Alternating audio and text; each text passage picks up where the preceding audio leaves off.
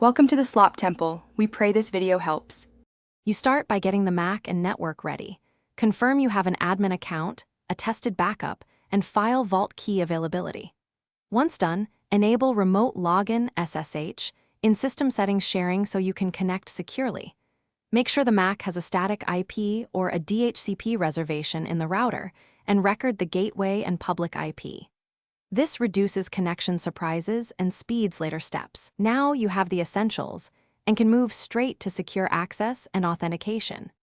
You generate an SSH key pair locally and copy the public key into the Mac user's // SSH/authorized keys, granting key-based login. Next, set a router port forward from an external port to the Mac's port 22, but consider using a non-standard external port to reduce noise.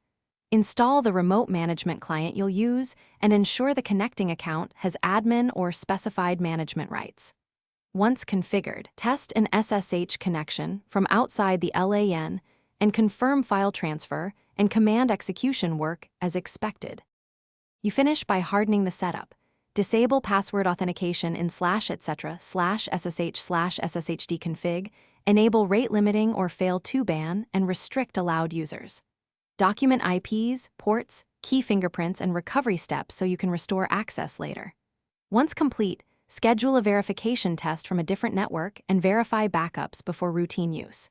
If something goes wrong, first check the Mac firewall, router NAT/port forwarding, and SSH logs for authentication errors.